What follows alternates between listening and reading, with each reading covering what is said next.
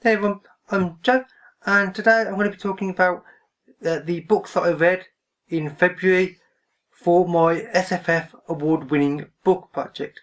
If you didn't know, this is a project I started 2 months ago, where the idea of it is actually very simple. I am reading award-winning books within 5 different major awards.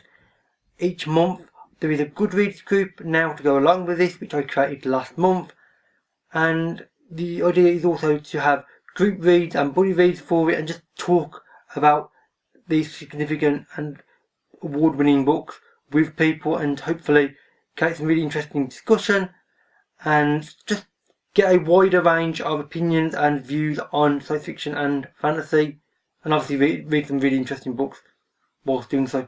So as you can tell by the angle change, first of all I'll start off with a little progress report on the overall status. I'm doing rather well overall with these awards.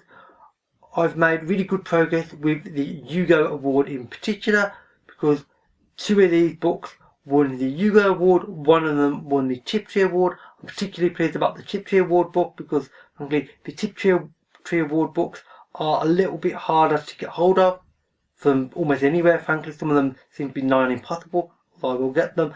So making any progress on the Tiptree is frankly, especially this early in the project, is quite an achievement, and I'm very pleased with that. As you see by the graph, overall progress is steadily increasing and now over 25% complete overall between the 5 different awards. Hugo's are good and Tiptree's improving. The others are slowly increasing as well. I mean, the Clark Award is not bad as well at the moment, so overall I'm really happy with how I've done. So now for the books. The first book that I read was Pariah by Lois McMaster Bujold. This was an ebook, so I'll put a picture up on the screen. This won the Hugo Award in 1992.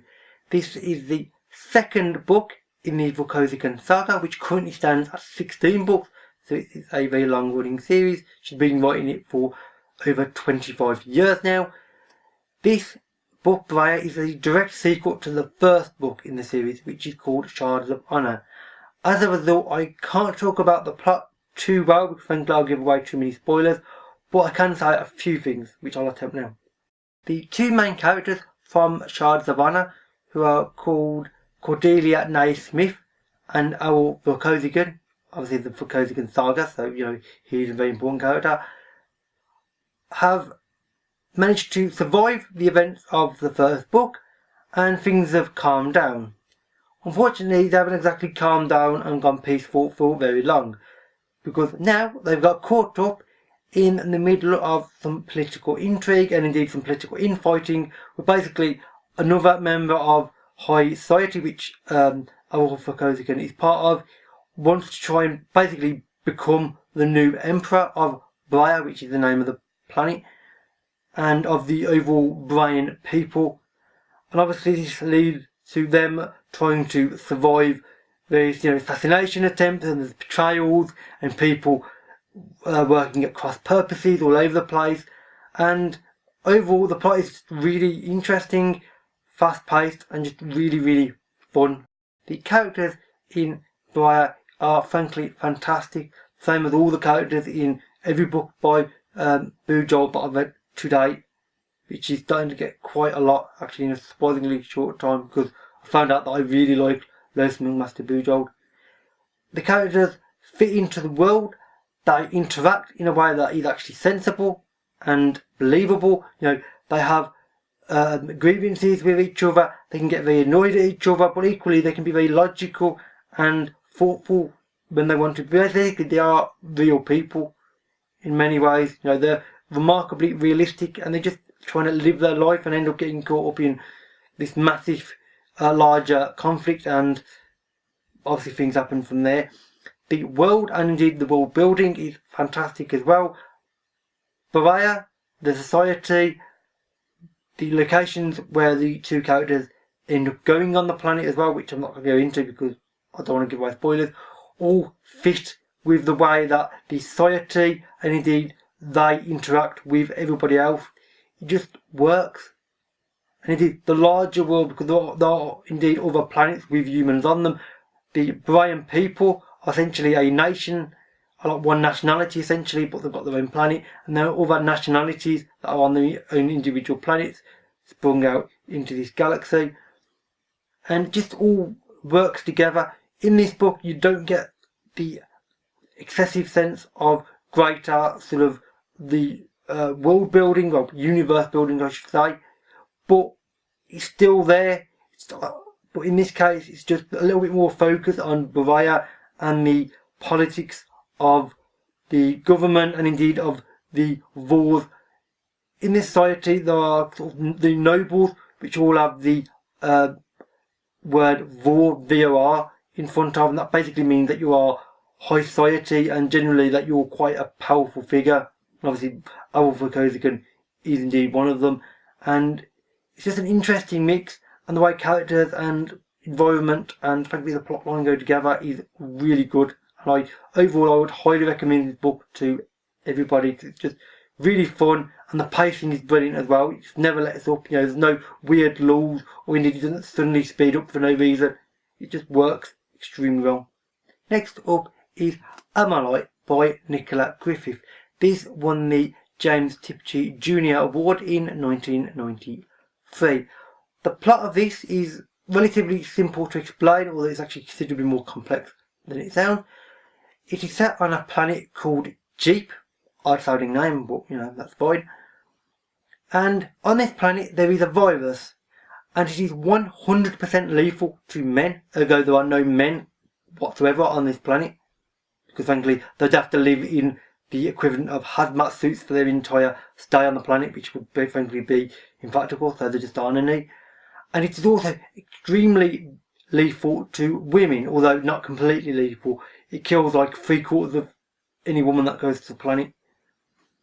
And the main character is a woman called Margie. She is an anthropologist, and she goes to the planet essentially with an inoculation, a test inoculation that they hope will make her immune to this virus, because obviously the governments of the greater worlds are very concerned about this virus, because if it were to somehow spread, it would obviously of course really heavily destroy society, because wiping out all of mankind, it would mean that there'd be no mankind left within a few generations, frankly, because obviously you can't have children, at least not easily.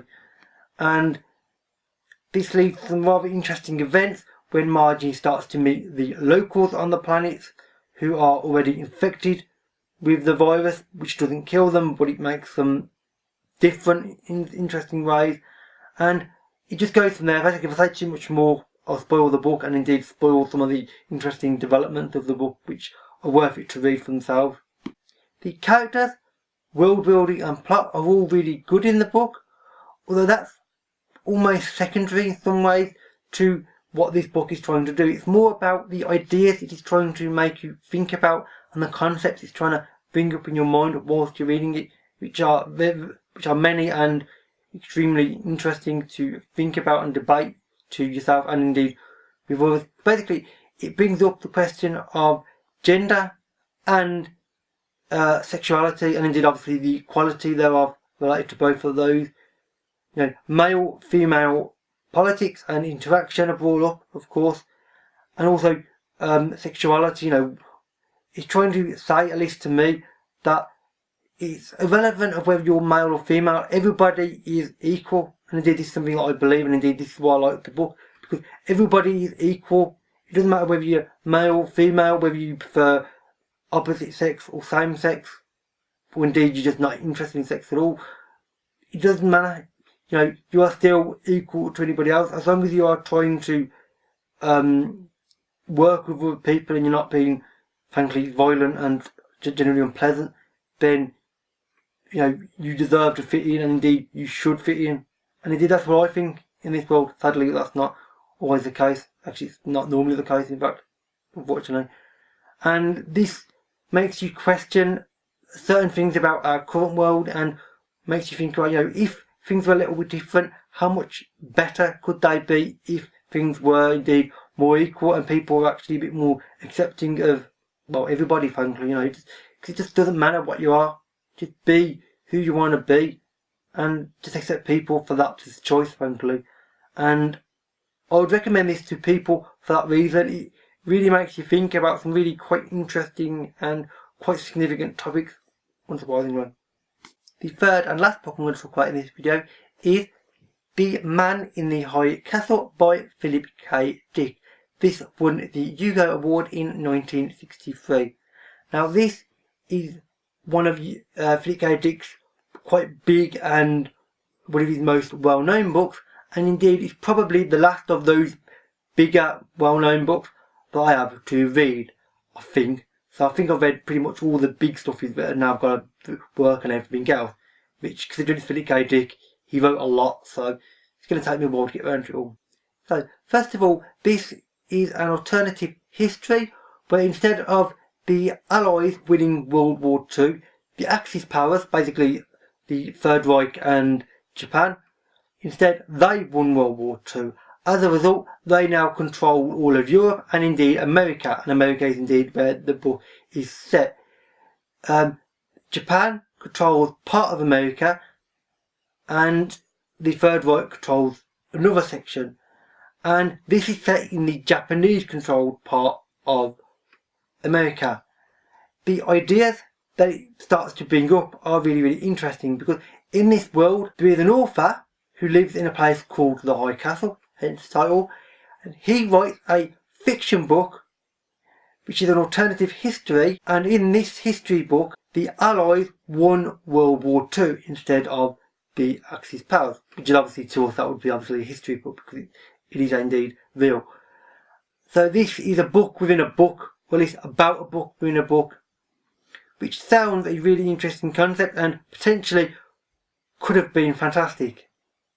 Unfortunately, yeah, could have been, because the potential for what Philip K. Dick has created in this book and indeed this world is phenomenal. You've got to add all sorts of spycraft in this world, as well as all sorts of weird concepts and ideas to do with time and our perception of it, and of course this weird idea with the book within a book, with this author writing a book of what is actually reality but to them is a fiction, but it sounds really weirdly familiar. So the Germans and indeed the Japanese are starting to get a bit concerned that people are taking it a bit too enthusiastically and getting a bit too keen on it, so they want to find out who the author is.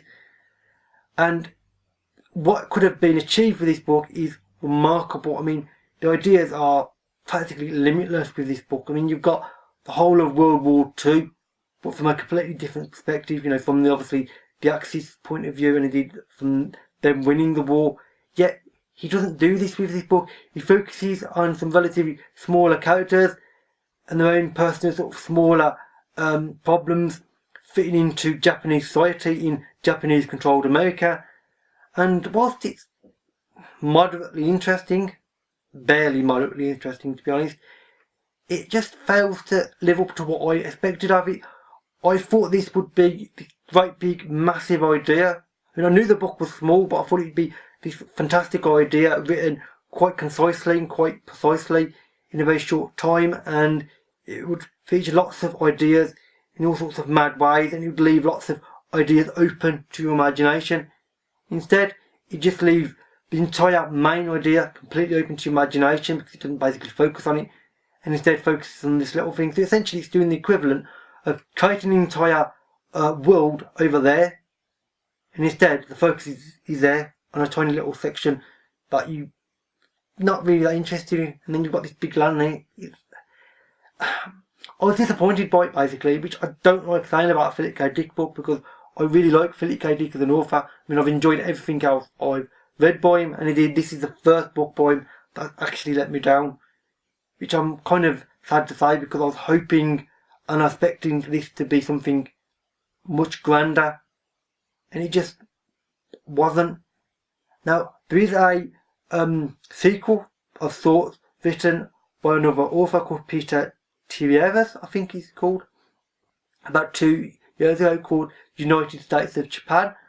So I am now curious as to what that is exactly, because obviously, presumably it is more focused on the Japanese side, and he presumably does hopefully better world building than Philip K. Dick managed with this, because it was disappointing, frankly. So that's it for the 2 books I've read.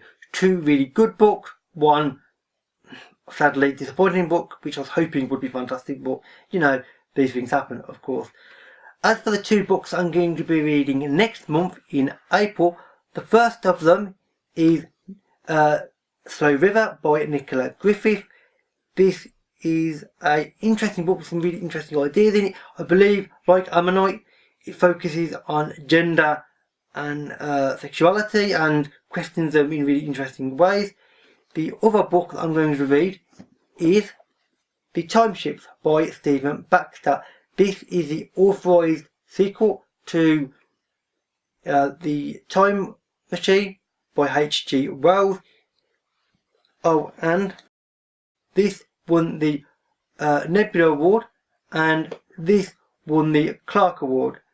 And I'm very curious to get to both of these, because this is Stephen Baxter and I've recently got really into his books, and this is by Griffith, and indeed hopefully going by Ammonite, this should be pretty good, because obviously, as you can tell, I enjoyed Ammonite, so this should be another interesting book with interesting ideas. If you want to join me to read any of these, or just want to keep up with the discussion, then I will link the Goodreads group in the description box below. All my other social media links will be in that box below as well. And with that said, that is it for this video. So thank you for watching, and I'll see you another day. Bye for now.